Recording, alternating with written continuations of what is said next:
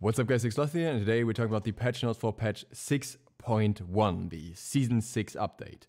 We are trying to go through this as quickly as possible while not skipping over things, because it's going to be a lot. Not everything is there yet, Merlin is not covered yet, but we'll talk about what's there so far. First of all, we have a new skin, Vaporwave Poseidon, which looks pretty cool, has his T-Rex and his ultimate. Talked about this in the past already, and this is his voice. We'll get more skins, etc. later as well, so we can talk about all that when it comes out then. For now, we go through what's there already and then do the update when the update is there. We have various new additions to the Awesome Chest. That's more of a detail here. We're not gonna go into that. They're gonna be Season 6 systems, whatever that is. Project Olympus is going onward. Crossplay is becoming a thing now with Xbox One, Nintendo Switch, and PC. PS4 not yet. Ranked will remain separate on the different platforms, and crossplay is on by default for casuals. You will also have cross progression, meaning if you have an account on two platforms, you can link them together, and then you get the stuff from both accounts, but the achievements from the higher level account. So the higher level account gets taken, you keep those achievements, and then you get all the skins from both accounts, the voice packs, and whatever else you have. So there's going to be more info on that as well if you want to look into that. You'll be able to queue for a role now, a primary role and your secondary role, and there are certain algorithms that will make sure that you get your role as frequently as possible, basically. And that's role queue in a nutshell. And then there are certain benefits coming with that, blah, blah, blah, but that's all more details in comparison. This will be the case for both normal conquest and ranked conquest. Then for ranked, there will be a soft reset. The splits will be shorter. They will be 2 months from now on.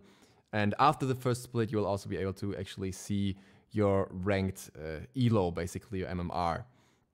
And there's going to be a skin and a loading frame for 75 and 50 games again. And there's also going to be smaller rewards at the end of the splits once again. But TP gain will be quicker due to the fact that the splits are now shorter.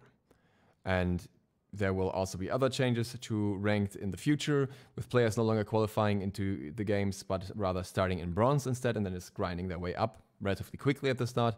And there will be MMR race leaderboards as well. There will also be a removed system Season 5 team badges. So I'm assuming there will be new team badges for the next ones, and then the old ones are removed, which would make sense. And then we get to the bigger changes, the mechanical changes to the game. The first one here is the kill bounty adjustment. So essentially the goal is to give people more of a reward for killing a higher level enemy. In order to do that, there's a new algorithm that will get applied. Previously, the algorithm was what you can see here. 50 plus 30 times victim level times 1 plus 0.1 times victim level minus killer level. That's getting changed now, and the multiplier at the end here from 0.1 is increased to 0.25. So you will get a little bit more here. And the same thing applies for gold. The multiplier in this case is increased from 0.1 to 0.15. This doesn't apply if the target is lower level though, as far as we were told so far, but only if the enemy is higher.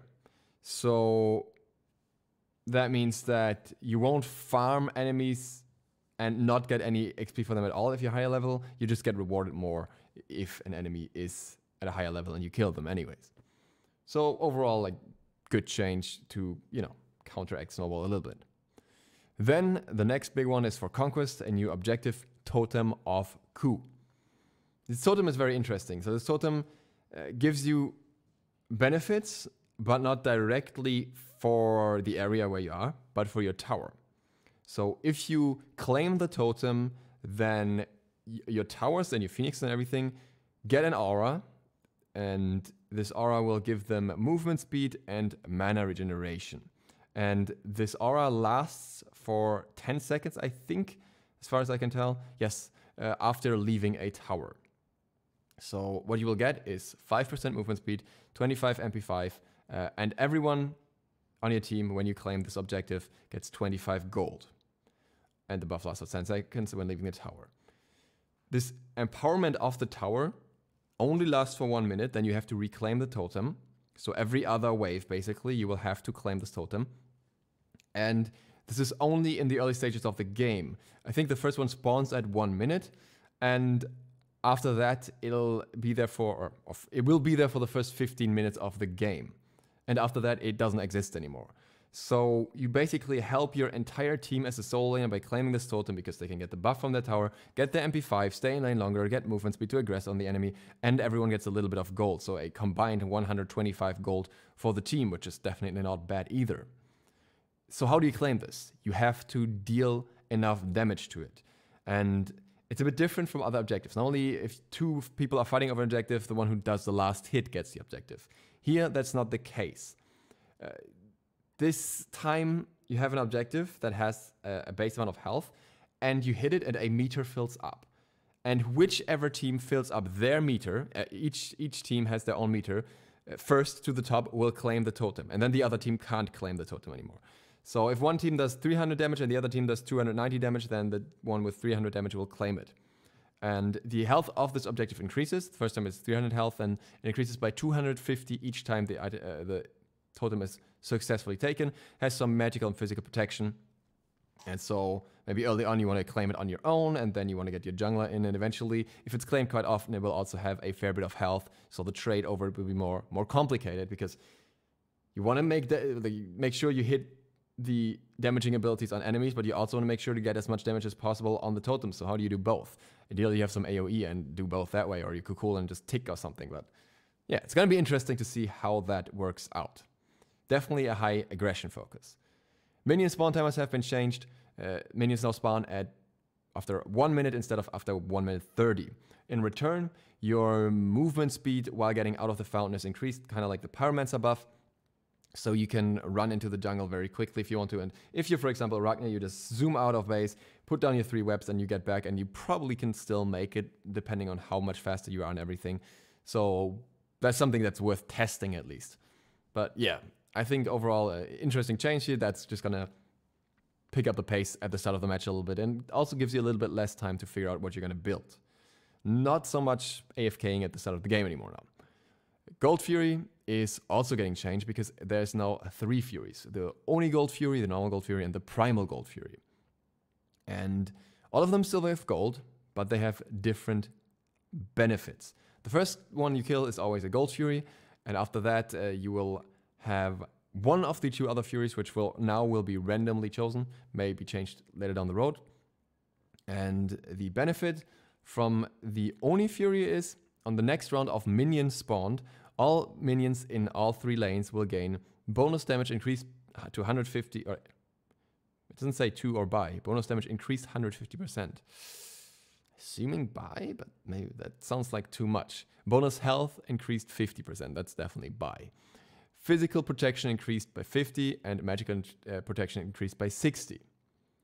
So a buff to the minions that is apparently weaker than the fire minion buff, but somewhere in between the normal minions and the fire minions, can be a nice benefit to build some pressure. And this also applies to fire minions. So if you already have fire minions, this can create a super high pressure wave going into the enemy base. The Primal Fury provides the following rewards. All guards on the killing team gain 5% increased damage to jungle camps and bosses. This buff lasts throughout the entire game and stacks up to 3 times. So for every Primal Fury you kill, you get 5% increase to jungle camps and bosses, which helps with clearing jungle and also helps with securing fire giants, etc. And these Furies provide decreased gold rewards, but also give unique bonuses for the team for whoever slays them. Decreased base gold reward from 150 to 115, so not that much less, and the gold spooling is decreased from 6 to 5 per minute. The XP remains the same as the Gold Fury, so overall I would say these are a bit nicer than just the Gold Fury, looking at the stats in combination. I think this is very interesting because it allows you to have more flexibility with the Gold Fury late game, more value out of it, and you know, it can just be worth going for an Oni Fury to amplify your minions before you make your final push. You can also see the stacks of the Primal Fury by some torches above the Oracle Pit, and the Oracle Pit also gets some changes to make it more visually clear, what area is covered. I think this is an interesting change. We'll have to see if maybe the Primal Fury is enough in its current state, or if the Oni Fury will have enough value. I think we'll find out over time which one are more valued in total. I think it's too early to make a judgment on that without having played it at all. The Pyromancer also has a torch above him showing if the buff of the Pyromancer after he was killed is active, so that's a bit of a helping hand there. The Fire Giant and Enhanced Fire Giant also have some changes. In this case, the change to both is that they will have the magma pools again, which is pretty cool. Most of you probably still know them. The magma pools were there in the past seasons and just create a little magma pool under you that deals a lot of damage if you stand in it, so you have to move away. And you can also use them to zone enemies sometimes, so it's pretty neat. There will now, however, be a 1-second warning deployable under each guard in the area, so easy mode this time. And the ability rotation that we will have after the changes is 2 basic attacks, the Rift, the knock-up, 2 basic attacks, Fury, which is the fireballs from above, 2 basic attacks, and then the flames, or the magma pools basically. And then after that, what loops is 1 basic attack, the magma pools 1 basic attack, the Rift 1 basic attack, the Fury. I am not entirely sure why it says this line loops, as I can't really tell, given that the old structure was different, if this means that the looping line kicks in right afterwards, because then we would go from flames to pools. Like the order would be a bit messy, or if this is something that's referring to the Enhanced Fire Giant. I think it's just the basic rotation for all of them, but yeah, we'll have to find out. And also the Enhanced Fire Giant base health is increased from 6,000 to 7,000. The Fire Giant base protection is increased from 90 to 50 to 120 to 75. And the base power is increased from 130 to at 0 to 150 and 20. So it does a little bit more damage as well. It's a bit more tanky. But you can also get buffs to deal more damage to him. Interesting changes. I love the fact that the lava pool is back, the magma pool is back. I really enjoyed those. Thought they added a bit more of an interesting pay attention feature to the Fire Giant, and yeah, I like that. The other parts, you know, we'll have to see how that balances it out with the new Gold Fury and how that feels. I think the Gold Fury is going to be a lot more contested because of this as well, and that will lead to a lot of changes in that regard. Jungle also gets changes again and again and again. So basically, they want to change. Hi-Rez wants to change the clear speed once again, because they don't like that camps are cleared very quickly in late game, because they want more contention around camps in later stages of the game. So that's what we'll see. Small Harpies decreased base health from 150 to 130, and then increased health per level from 55 to 70. And then also increased base magical protection from 0 to 5, so that magical characters don't have such an easy time clearing. I feel like this change will overall be impacting jungles negatively. Sure, you have a little bit of quicker clear in the very early stages, but I'm not quite sure. I think the first cycle ticks before the game starts. I have to check how the cycles exactly work at the moment, and depending on that, this may or may not be, you know, as good as bad as it sounds. These increases to changes are like across the board. Here we also see a 30 health base change, and then the health per level is 20 more. So I think at least around mid-game, the health off camps should already ramp up a little bit. And that's going to be annoying as a jungler, because it makes it harder to keep up with others. And I thought that the jungle speed, the pacing was in a pretty good state as of late, where you hardly snowball just from the jungle farm, but you also don't fall behind easily from the jungle farm itself without lanes and everything else. I like that. We'll have to see how different that is now, and if the early decrease can maybe offset the later increase. I think the cycles are not every minute. I think they're every 3 minutes, if I remember correctly. I have to look into the numbers for that again. It's been a while since I've checked them all, but yeah, it's the same structure over and over. The oracles actually don't get this increase; they just get the magical protection, and it seems that here we only have the small harpies, the large harpies, and the buff holders, which would mean the small minions around the buffs also don't get these changes. Could be interesting. And then the Gold Fury also gets some changes to the health scaling, changes to the protection scaling, and we also have a little bit of a power decreased and a power scaling increase here, which you can all see here. I don't need to read that all out. But yeah, it's the same concept. Just, I wouldn't say minor, but relatively gradual tweaks to different objectives, and we'll see which ones actually end up being impactful and how they actually feel, which is always very important with these numbers. It's one thing to look at them. It's another thing when a change here makes a difference between an ability instant clearing a camp or you needing an extra basic attack, for example. So sometimes these numbers can matter more than you'd think. And Phoenixes and Towers now have a visual effect if their Back-to protections are active. So they get some blue glow, and when they're removed, they're gone. And I'm surprised it's not showing up here, but apparently now if you're tanking a tower, as long as you stay in combat, the Back-to protections will remain removed as well. That means that if the minions were in at some point, you can tank that thing on and on and on, and the protections will remain removed. Apparently the Fire Giant is also getting a buff in that regard. I'm not sure if this will show up later, because I thought that was very interesting, as that makes it very different to actually tank structures, or allowing minions in the Phoenix area at all. It's also interesting what happens if you switch the tank then. Item balance. Blessings first, and we have the non-conquest blessings at the start. Attacker's Blessing has its stacks increased to evolve from 50 to 100. I think it's still very, very strong. I think it's like roughly the same as Tier 2 Spear of the Magus, slightly weaker from the top of my head, and I think it's comparatively even better for physicals. It's going to remain good, and it was so easy to stack. It's just going to be a little less easy to stack, but still super easy, so whatever. Defender's Blessing increased stacks from 50 to 75 for the evolve, but also increased health from 100 to 150, increased mana from 100 to 150. I'm still not a fan of Defender's Blessing. I actually sometimes, depending on the game, will still go Guardian's Blessing, because I think the extra gold is just worth so much on a tank.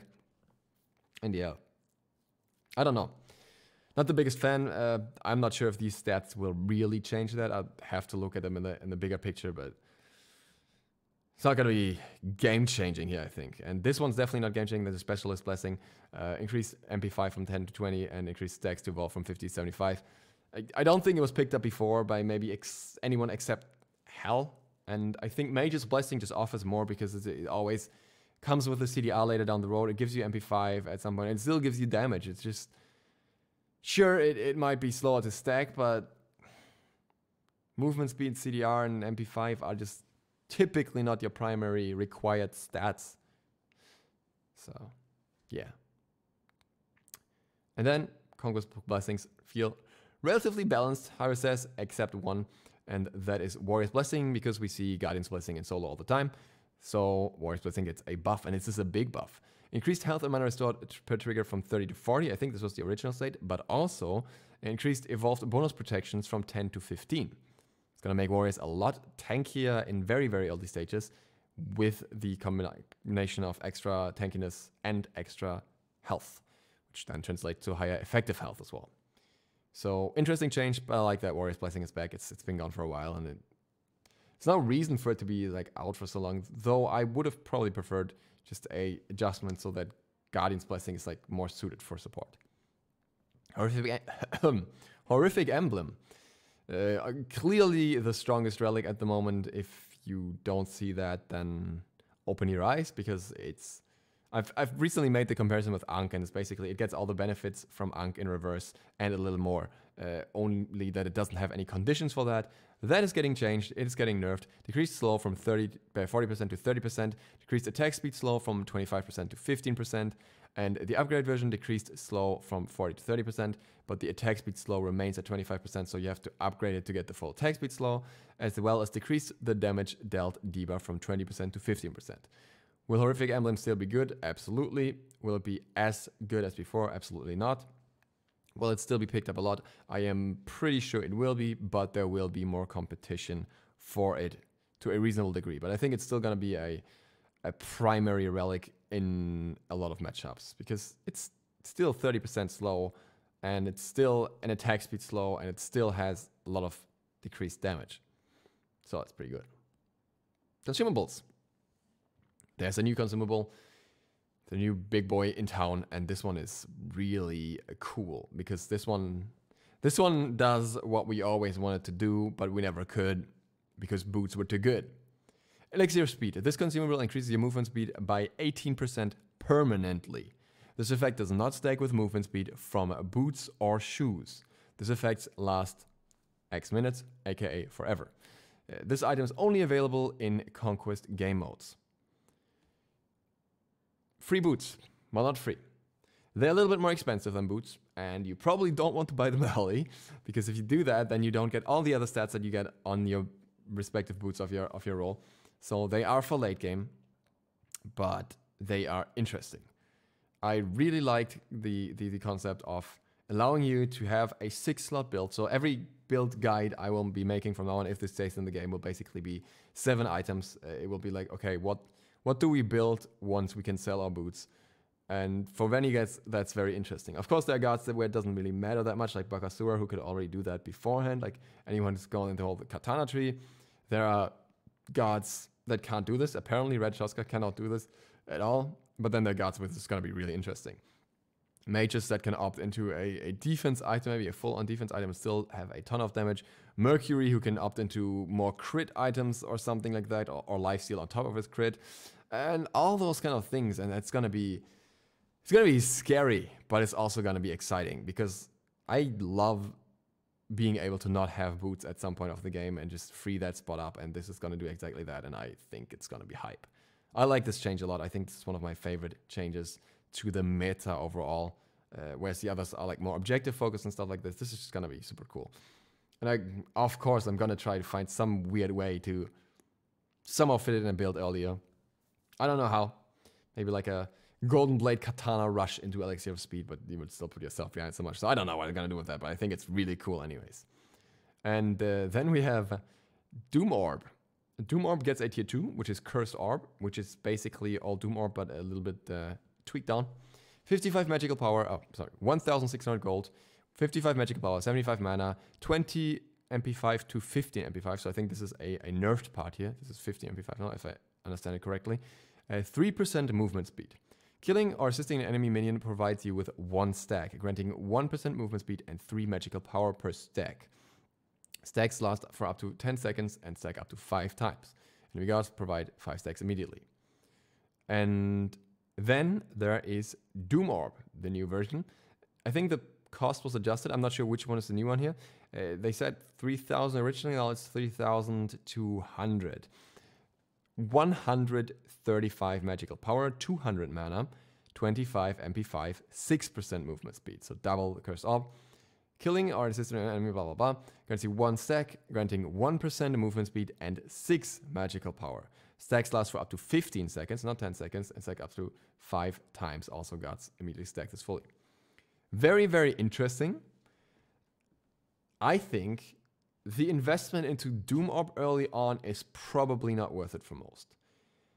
You get fully stacked Cursed Orb gives you 8% movement speed, whereas a fully stacked Doom Orb gives you 11% movement speed. 3% more, not really that crazy. Likewise, the power increase is nice from the passive specifically, but it's 15 power. On the other hand, you have the magical power increase of the item itself, which is extra. So I wanted to say 60, but it's an extra, it's even more, it's an extra 80.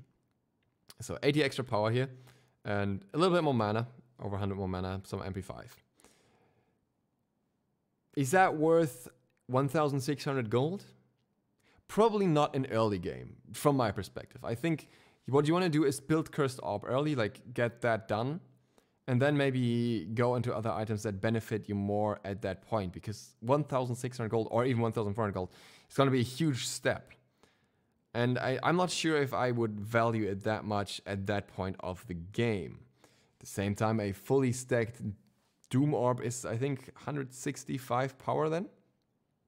So, tough choice. Going to be very interesting in terms of how good the tier 3 here is, but it definitely gives you an option to upgrade it at some point of the game if you feel like you want more power of it, but you want to keep the extra movement speed and everything. And I think it's a cool change. I'm definitely going to try and run this on Ao Kuang. And maybe on Bako's jungle, considering he's becoming... Oh, we're getting to that later. And also the extra mana here is going to be interesting on Doom Orb for certain guards, for mid laners that rotate out, because we're getting changes to Book of Souls and Book of Thoth. Book of Souls, 55 instead of 65 power, so it's not as dominant early game. But Book of Thoth gets its mana cost decreased, its gold cost decreased from 2,800 to 2,650. Passive now only converts mana gained from items, so your base mana doesn't matter, and as such the conversion rates are changed. Increased amount of mana converted to magical power from 3% to 6%, and increased bonus mana conversion when evolved from 2% to 3%. Apparently it takes about 2 additional plus mana items on top of Book of Thoth for this to be really worth it. So yeah, Book of Thoth, get your Doom Orb and get your Book of the Dead, for example, and then you'd have a similar power spike that it had previously. I feel like there's definitely going to be less guards investing into it because it's only really worth it in combination with other mana items now. And not every guard is going into mana items, so a little bit more of a specialized item than before, which is good because it was such a be-all, end-all item. And speaking of those, there is Soul Reaver.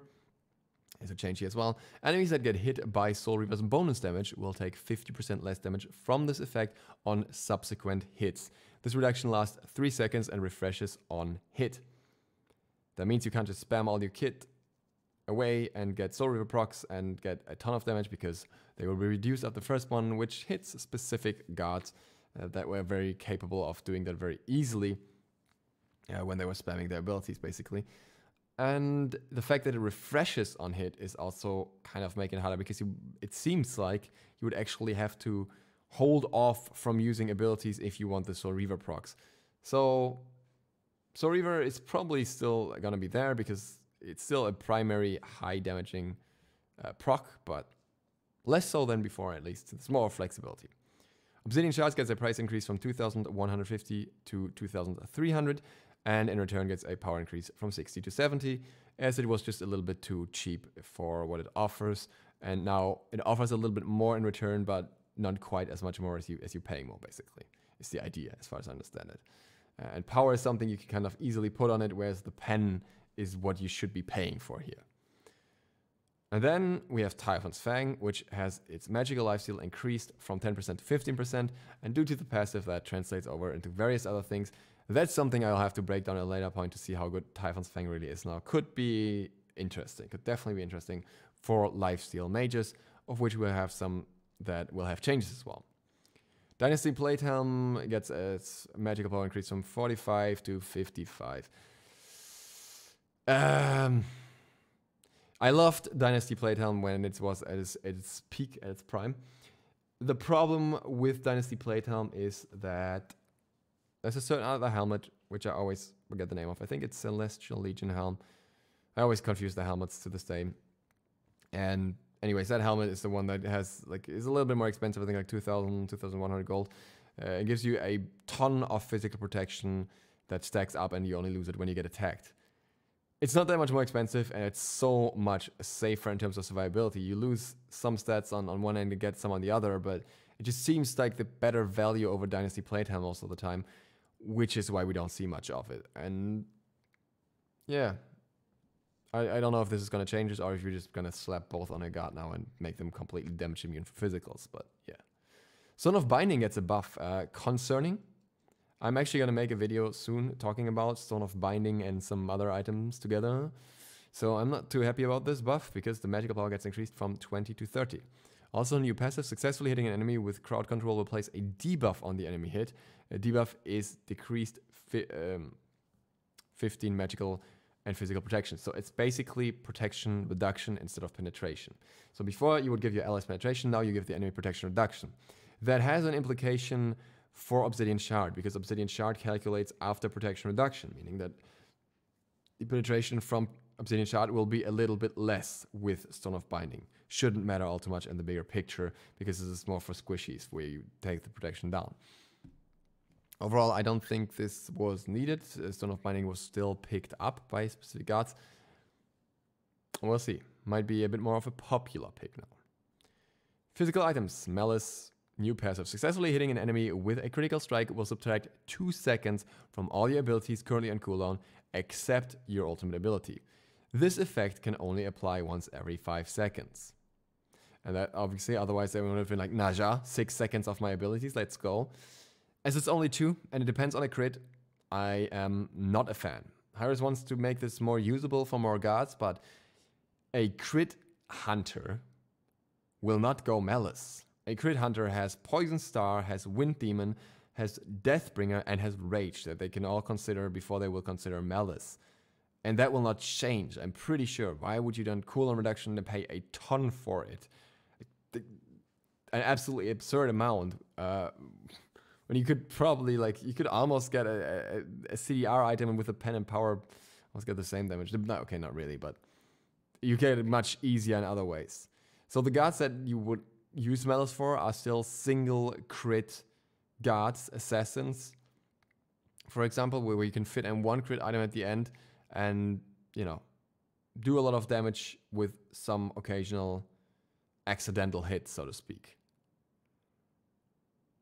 I don't think you want to gamble on that for a 2-second reduction that doesn't even include the ultimate. Like, this would be cool on Hun Batz if it included the whole ultimate, for example. He has a decent crit, well, he doesn't have a decent crit chance anymore, but a decent benefit from building crit, let's put it like that.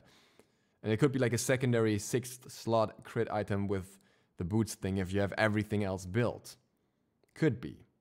But then it also only reduces your leap, your 2, and your 3, which are not like the reason why you're playing Hun Batz. The reason why you're playing Hun Batz is the ultimate, and that particular one doesn't get the reduction. I'm really not sure why the ult doesn't get the 2-second reduction. I guess it would just be too spammy over time because this would work on minions as well. And maybe that's the idea, that somebody could just charge like their ult on minions. But I would rather have this work on the ultimate as well and just not stack on minions. I don't know. Not a fan. Maybe in a double crit build you can use this to like super lane bully someone with abilities technically.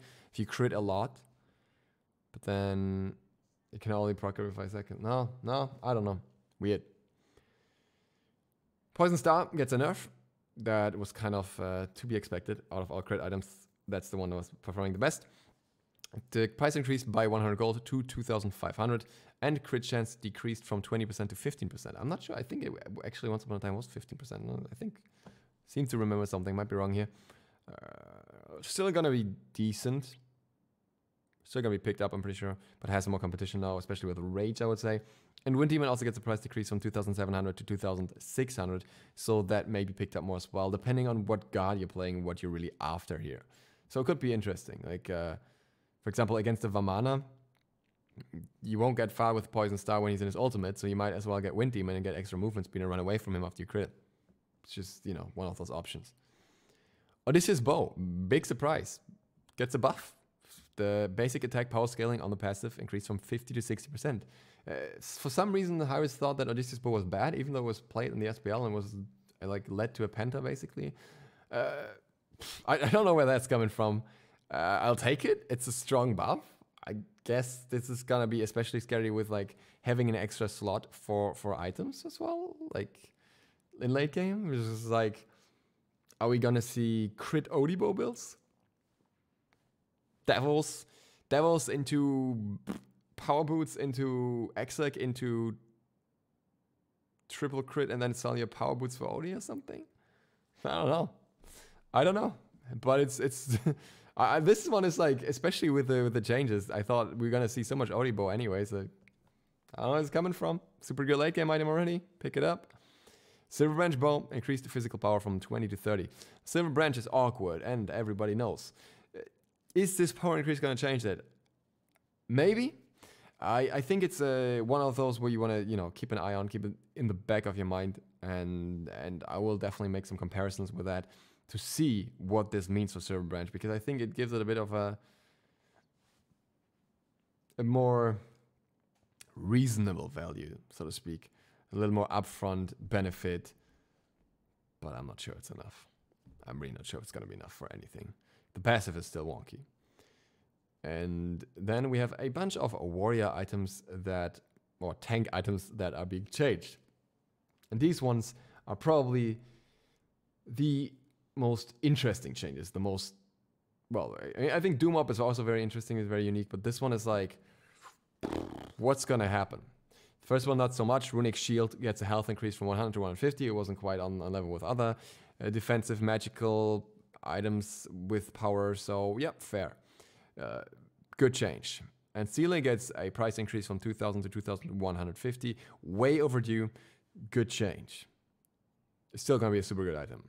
Cudgel gets its power increased from 5 to 10, and the health decreased from 100 to 50. Shulaw gets its cost decreased from 1,500 to 1,300, and the power increased from 10 to 15. That's pretty neat for a T2, you know, more power and less money. But the real big deal is what's happening down here. Blackthorn Hammer increased physical power from 25 to 35. This passive now transitions from cooldown reaction to mana regeneration at 25% mana, not at 50%. More power on an item that stat-wise was already bloated. It was more that most gods couldn't really use it, but I keep saying this. King Arthur is already one of those gods that can use it. Go and use one of those gods that can use it. There are gods that can make use of this. And if I remember correctly, Cuchulainn could too, because he always gets the CDR anyways. Now, more power, even more power. 35 power is you know, for that price, it's very good. Like, in a 1v1, if you put like, throw this against like a Jotuns or Brawlers, this should win you the 1v1. Just with the fact that it has a lot of power, but it also has a ton of health. Highest health item in the game, I think. So, very interesting, unique interaction here in terms of stats that actually has value now, and I think it might be too much. I think Blackthorn might be way over the top. And speaking of too much, Runeforged Hammer. Increased physical power from 40 to 55 and decreased health from 250 to 200. 15 power increase for 50 health reduction, I'll take it. Keep in mind, 55 power is way above like the average damage level. You have a few selective items that go above, like Bloodforge, Shifters, but there's very few items that go this high in power. Obviously, it doesn't have Pen, also has a little bit health now, but also has a very unique, well, a little bit less health, but also has a very unique passive that will further increase your damage. So if your character deals a lot of damage, with the effect of Runeforged Hammer, you can kind of amplify this. And the god that I'm looking here the most is definitely Osiris, who's got a slow that he can very frequently use, and also has a stun, which I think Runeforged still procs, so yeah, he will have a lot of power and a decent amount of health, and he will slap. This plus Berserker Shield is disgusting, because you will have a lot of damage behind your basics as a warrior. You just have to have a physical opponent for it to work, but yeah. And then Warrior's Blessing on top of that, and just goodbye. So, you know, you just have that, you have 15 protection of each, just slap a lot of health on that. Other gods that can even like go Frostbound. I'm thinking Frostbound Runeforged Vamana should be really scary. Okay, moving on. Golem of Thebes increased health from 200 to 275. A good change. Makes it more valid to consider this in early games. At the moment, it's just not worth picking up. It's just too risky. Takes too long. Can't do enough as a support early. Emerald Talisman increased MP5 from 6 to 10. Who cares? Son of Gaia increased the speed at which the heal occurs. Okay, actually, Assault Mains care. At which the heal occurs from 10 seconds to 5 seconds. And decreased the internal cooldown from 60 seconds to 45 seconds. To be honest, I couldn't make it 30. Then it would be interesting to actually try and get 2 procs in a fight, but I guess that might be a bit too much. Could be more of a situational counter item now. It was not really worth it before because they removed certain stats from it, and ever since then it's been kind of struggling. Like, it had the knock-up immunity, it had the magical defense one at a time, I think. So, yeah, it's not quite been there. But now with the heal coming quicker and more frequently, it could be nice on a tank against, you know, against a Pele, really. Against an Arthur. Anyone who's, like, really going in with a quick knock-up that has to knock you up. Shield of Regrowth is not very frequently built, and Hi-Rez wants to change that. Price decreased from 2,100 to 2,000, increased HP 5 from 10 to 15, and the MP5 for the same amount, 10 to 15. Interesting. It's a Chark item, primarily. There's a few others you can, like, do funky stuff with. People doing it on Vamana instead of Hasten Katana. Maybe now with Frostbound Rune Forged, Shield of Regrowth, Vamana, and then tank items. Who knows? Could be funny. I still don't see the regular application of this compared to other items. I think it's still a bit of an awkward one, but it's interesting to say the least. So I like where this is going. Let's see how it develops from here. Spectral Armor, increased physical protection from 60 to 70, decreased magical damage dealt from your critical strikes from 60% to 50%. This is interesting. More physical protection and less critical damage. And I was talking about this in a past video with like Nemean Lion. That's a comparison I could do again now and see how they compete with each other now. But at the same time, we also have to keep in mind that now you can get rid of your boots in late game and you have more options for secondary defensive choices on many characters, which means you may have way more room for Nemean Lion and Spectral Armor in the same build than ever before, meaning you have a ton of physical defense and a ton of damage reduction, and you reflect back on the enemy, and then they can have fun trying to hit you in the first place. So Spectral Armor, while not getting super massive changes here, is still a lot more relevant now than it was before through various shifts overall. Lonos Mask, increased damage dealt from minus or yeah, you deal 25% less damage and you have 25% less healing now instead of 20%. It sounds so weird. Increased damage dealt to minus 25%. Weird sounds, all that. So you deal less damage, you heal less because Lonos Mask was a bit too scary on Fenrir, basically. And he should not be able to be quite as aggressive while being tankier. So we probably see a little bit less of Lonos and of Fenrir. How much less we'll see, but I have an impression that Warriors going back to solo, and simultaneously we'll probably see more supports being Guardians again. Rangus Mask, increased ability damage dealt from 15 to 20%. That means that both ability and basic attack damage by increased by the same amount. So let's just say increased damage dealt, increases damage dealt to 20%. By 20%. And that's cool for Achilles because he already made use of this item and will make even better use. And it might be interesting for a few others as well. Bombus Mask, increased physical power from 20 to 30 and the magical power from 50 to 65. Morrigan says hooray, everyone else just kinda doesn't know how to feel about it. There might be some gods, you know, might be like a maybe a new Ao Kuang build or something. Doom or Bombus Mask. Zoom. And then no boots late game. I like that. Warriors get changes, all of them. We already had a lot of item changes that affect warriors, but we get more. Base stats. Increased base HP of all warriors by 10. Increased base HP per level of all warriors by 3, meaning a total of 60 extra health from the levels, and then the extra 10. Pretty neat for like, pretty good time to be a warrior. Especially because some warriors are not bad at all right now, so they just get a little bit more health, because why not? You know? Like, just free health, I'll take it. Really pushing warriors back into solo with the meta change, with the item changes, with the class change here, so they're back. I'm pretty sure they're back. They might be a bit too back. Amusen Cup. Swarm decreased the cooldown from 16 to 12 to 15 to 11, 1 second less across the board. Honey decreased mana cost from 75 to 95 to 60 at all ranks, allowing him to be a little bit more in the lane, a little bit more aggressive with the Honey. Cool benefits. Not sure if it's really going to change much about him though. I think meta changes would change more about him than these changes. Anubis, on the other hand, gets a more interesting change. Mummify increased stun duration from 1.2 to 2 seconds to 1.6 to 2 seconds. So maxing this will only give you 0.4 extra seconds now. It still has its other benefits, apparently cooldown reduction per rank. I didn't know from the top of my head here. So yeah, that's cool. But overall, this should be a positive change for Anubis, and that in combination with Typhon's Fang could be interesting. Could lead somewhere, honestly. Let's see. I'm looking at this guy. I think there's something happening here. I think there's potential. Ao Kuang. Ao Kuang's passive wasn't a passive. Like, the problem was his reworked passive didn't meet our usual definition of a passive ability. as it interacted with the ultimate, so it had to be changed again. I actually like the passive, but oh well.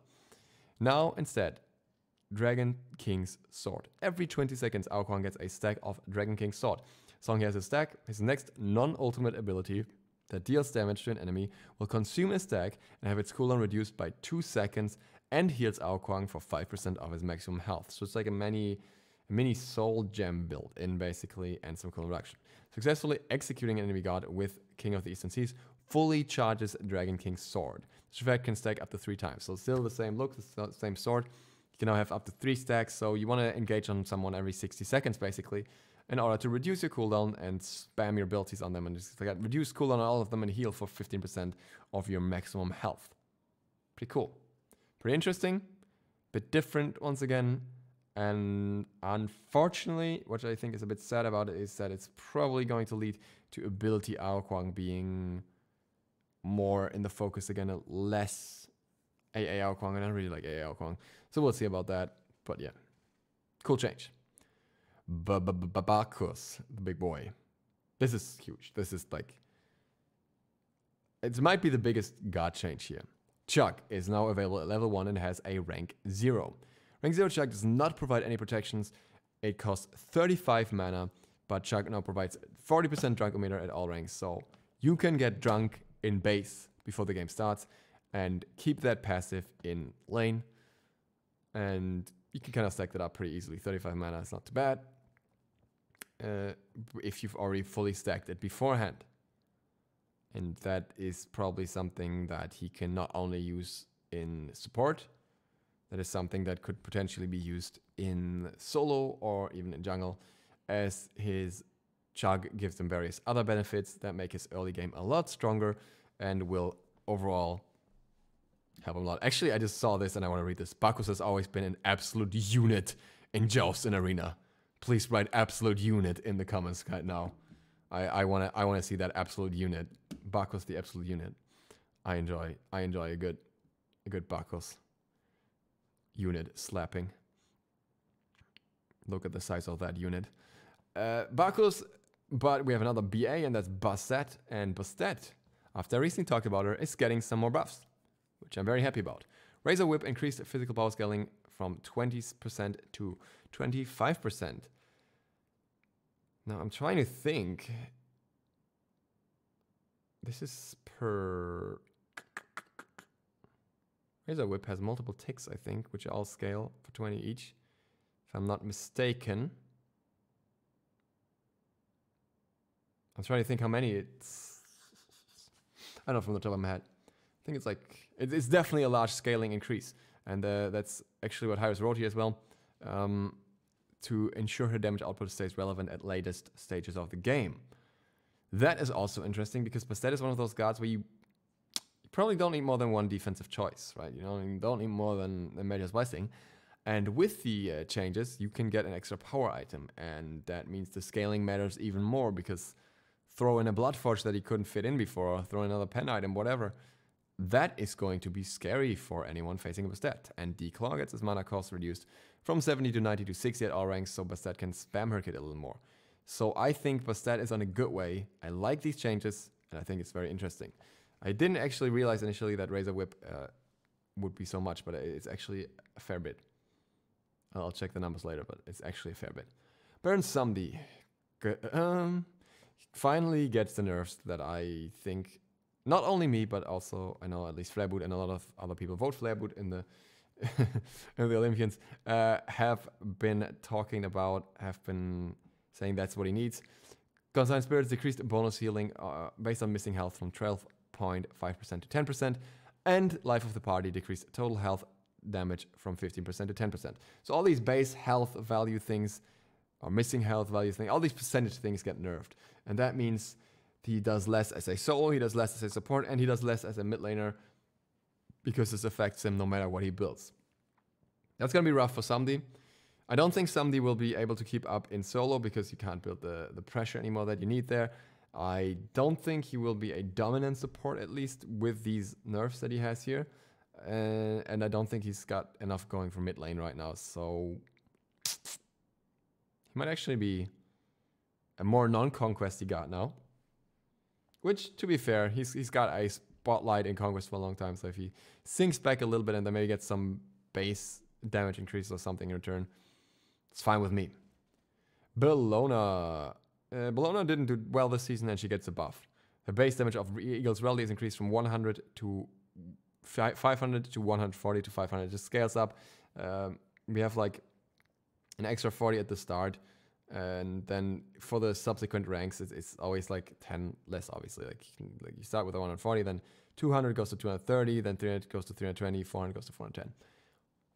Nice. It's not gonna like make her destroy everyone with the ultimate. They said they don't want the ultimate to be too strong because it's more of a...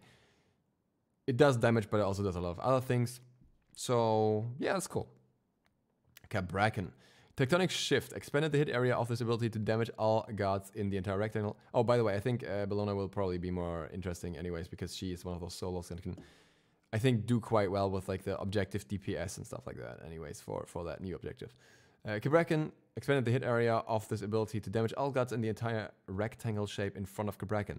This area is as wide as his wall area is now, extending from Cabrakan up to the range of the walls.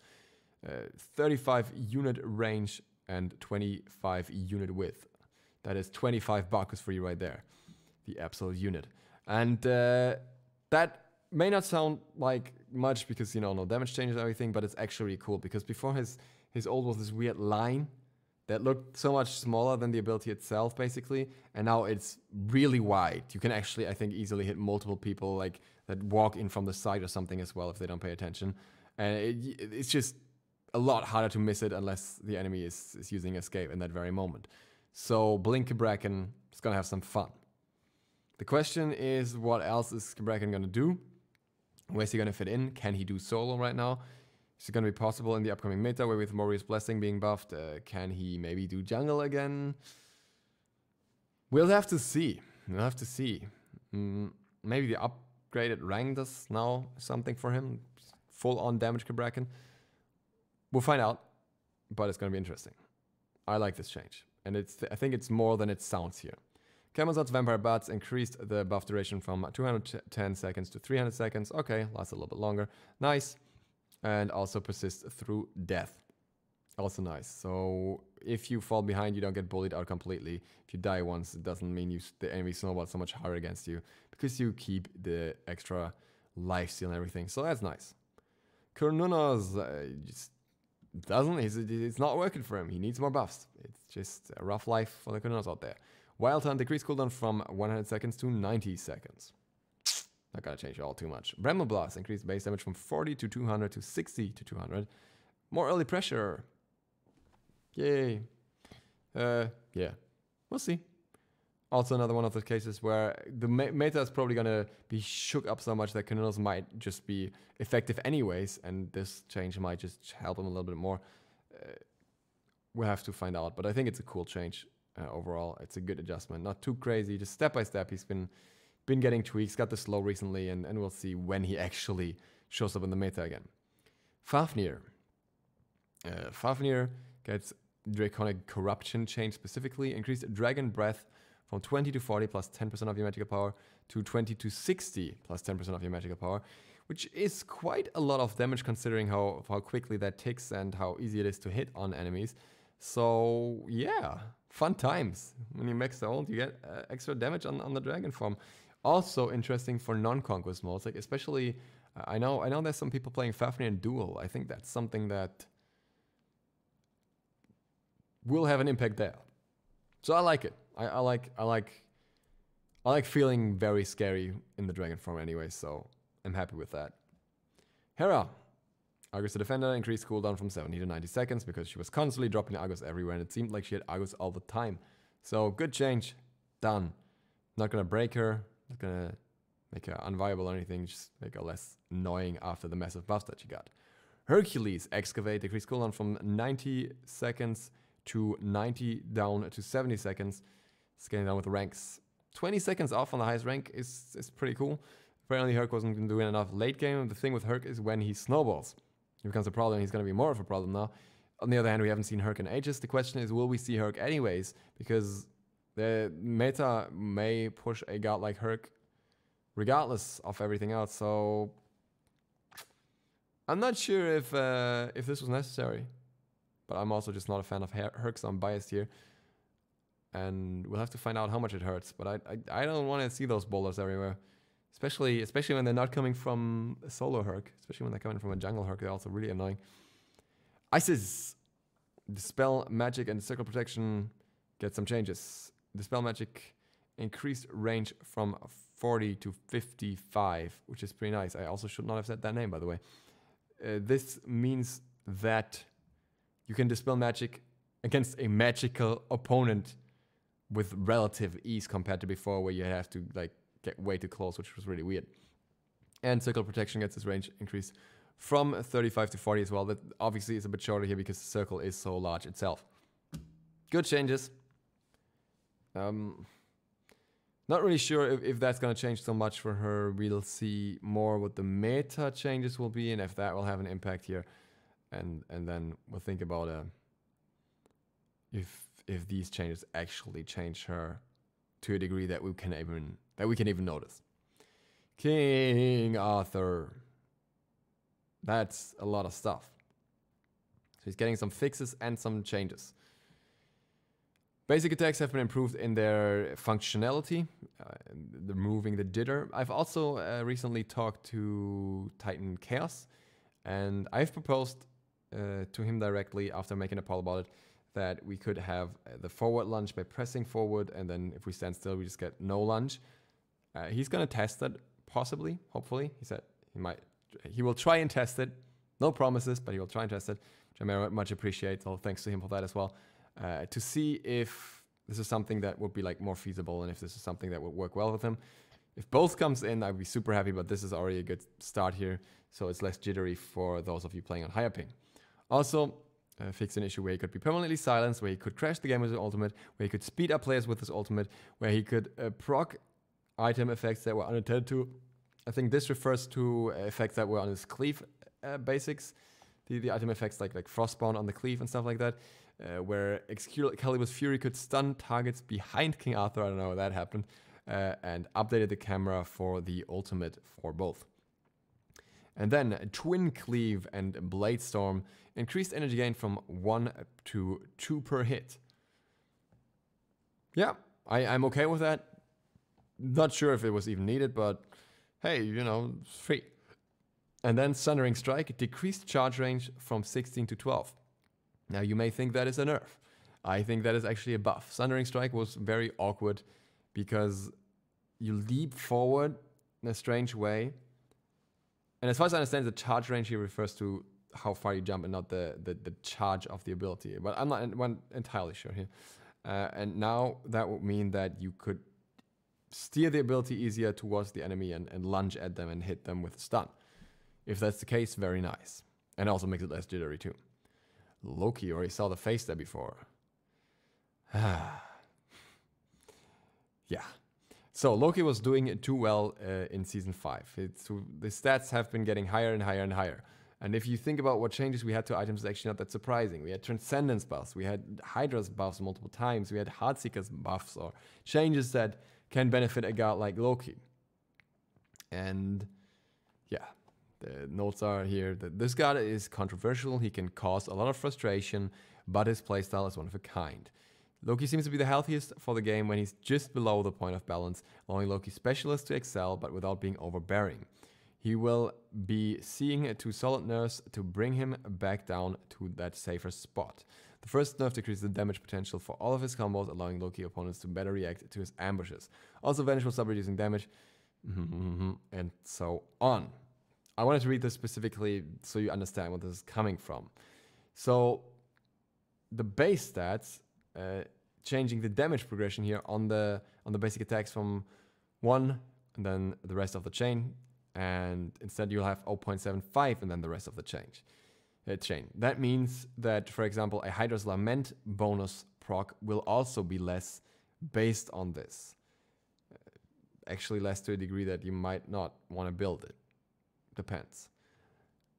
But that's something that impacts primarily the attack canceling Loki. This doesn't really impact a new player that much that plays Loki for the first time. They spam the basics anyways. They don't really attack cancel. For those who have like, you know, have like their whatever mastery 10 plus on Loki with a few stars, that will just go in and just hammer down on the attack cancel basically, and just go from cancel to cancel to cancel, will feel a significant drop in their damage output, in their burst output through this. And that's gonna be impactful, and that's gonna hurt for them. And I think Hi-Rez is actively trying to push Loki out of the Conquest meta for a while here, as he's been very dominant there across more divisions than you would expect him to be. Like, he was very successful on the highest level of rank for a while. So the changes here are more bringing him back on a niche level, and not so much into Conquest, because solo, the warriors and everyone got buffs and all these changes that affect him. Jungle, he was never really that good at, so you can kind of play him ADC maybe if you really want that, but then your team hates you, so yeah. Also, I think the change is targeted at the fact that Loki with 6 items, no boots, could be a bit devastating. And Vanish removed the damage mitigation from this ability, which, in all fairness, was always nonsensical. Like, an unbreakable stealth doesn't need damage mitigation. And everyone said it was stat bloat, and that's gone now, which is good.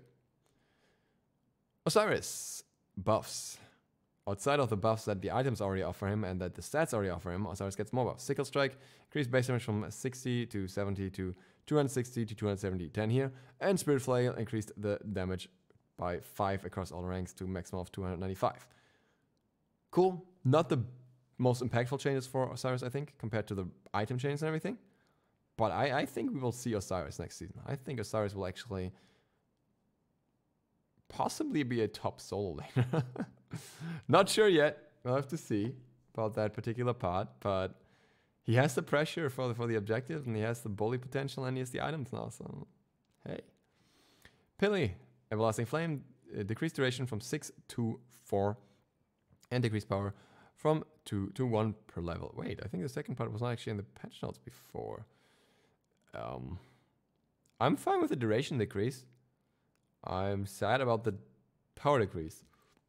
Apparently, Pele is the #1 most banned god in ranked. However, apparently she has a strong performance, but she's not like the most overwhelming god right now anymore. Apparently, people are valuing her very, very highly still. But yeah, the passive is annoying to deal with. I'm a bit sad that they took off the power. But I guess she'll be fine. She'll be alright still. But on the other hand, I think she's at the point where she doesn't really need drastic nerfs anymore, at least. And like after this. And I think with shifting metas, we'll have to find out. Though, technically, I could imagine Pele solo being more of a thing now. She has that objective pressure early on, and she's the tank Pele solo. Huh. Find out. Poseidon. Increased physical protection per level from 2.2 to 2.6 because this was not on the same level as other mages for some strange reason, so that's done. Cool. Thoth. Hieroglyphic Assault. Increased damage from 40 to 120 to 45 to 125. Okay. Per shot. 3 shots. Evade and Punish. No longer stuns. Yes. But pierces through enemies. Roots the first god hit. And slows every other enemy hit after that. So you can actually hit 3 Hieroglyphic Assault and Evade and Punish into an entire team if you go all out. Root and slow last for 1.5 seconds at all ranks, and 30% slow at all ranks. Not sure why it's 30% slow at all ranks. I could scale up, but yeah. Final Judgment also gets a buff, increased scaling from 100 to 120. Now I have a problem with this. I think Thoth is supposed to be an artillery ranged mage. And you know what artillery typically, you know what defines artillery? Long range, high damage, causing a lot of destruction. But you know what artillery, in the literal sense of the word, normally doesn't do? Dash around like a, I don't know, like a scooter. And Thoth just casually puts on a wall and puts on his skis and slides halfway across the map. And that does not mix with artillery, and I think this is going to become a problem again. I think Thorth is going to be too strong after this. He's got base damage increases here, flat values, which also means his early clear is better. Then he's getting a scaling increase, which means his late game is much better. And then Evade and Punish can go through all targets, which means you often set up more kills for your Final Judgment as well, because you hit more targets. And the root is not that much worse than a stun against specific targets. So I at least say make it only as slow, or just take away the potential to double dash through, or like not double dash, but like extend the dash through the barrier. I think that would be fair, because the barrier, I'm totally fine with the barrier being projectile based. I just don't see why it's also mobility increasing for an artillery mage. I think that's gonna be a problem. Zeus gets an overhaul of various things. Aegis' hold cooldown increased from 10 to 12 seconds. Detonate charge increased damage from 55 to 135 to 60 to 180. Increased magical power scaling from 18% to 25%. Reduced multiplication for each charge from 1 to 3 to 1, 1.7, 2.4. Lightning Storm adjusted damage from 120 to 200 to 100 to 220. Increased magical power scaling from 50 to 55. Super chaotic in the sense that you get an increased cooldown here, a damage decrease on the lower ranks here, but then a reduction on the higher ranks, what that should effectively still result in a damage increase in later stages of the game through the scaling increase, if Hyris is to be believed here. And Lightning Storms also being weaker in the early game, but stronger in the late game, both in scaling as well as base value. Super hard to tell where this is going to bring him. It seems more like a buff in general. It's supposed to make him a bit easier to deal with in other modes, while bringing it up in Conquest. But then if he's supposed to be easier to deal with in other modes, I don't quite understand why the first rank detonate charge will now deal more damage, because the damage will, or not the first rank so much, the first stack. The first stack goes up drastically in damage, as you can see here, which means that in Arena, for example, if he hits multiple targets with his 2-1 or with his ultimate or something, but you just hit like a few of them like once or twice, he will do significantly more damage against them, which kind of goes against the idea of making him weaker in those modes. So yeah, I'm not really sure how that's supposed to work, but we will have to find out. Anyways, that's the last one. That's it for the patch notes for patch 6.1 for now. Not the final version. We will have Merlin in there, which we'll definitely talk about, and there will probably be changes to a few of these things. So I think I will go over these at a later point again, maybe before the patch comes out or before PTS. We'll find out. But either way, it is very interesting. I think a lot of the changes are good. I think Conquest is going to be spiced up in a good way without making it completely new, completely different. Solo could be a bit overwhelming, overbearing with the Warriors coming back and all the changes that are coming to it. But we have to find out. We'll just have to wait and see. And yeah, I'm looking forward to it. I'm looking forward to a lot of wonky stuff with the hammer builds. And I'm excited. I think most of these changes are good. Sure, I'm missing some changes that I think would be nice. I especially think like a Freya nerf would be, a preemptive Freya nerf would be nice with the item changes that are coming now and everything. But at the same time, the meta is going to be crazy. So I'm good with just sitting this one out a bit and just playing the game, finding out how things go. Start downloading PTS. I think we're gonna play some PTS games next week for everyone who wants to join for that. Join me on Discord, discord.gg/DukeSloth. I will announce it there, and maybe Twitter, but maybe also on YouTube in the notifications. Forgot the word. And that's it for today. I got through it relatively quickly considering it's a whole season patch. I'm actually quite happy it wasn't all too bad. Thank you guys very much for watching. If you're new to the channel, feel free to smash the subscribe button. Hope this was interesting and insightful and give you more of an outlook on the new season. See you for the next one tomorrow. This time it's definitely tomorrow. DukeSloth out.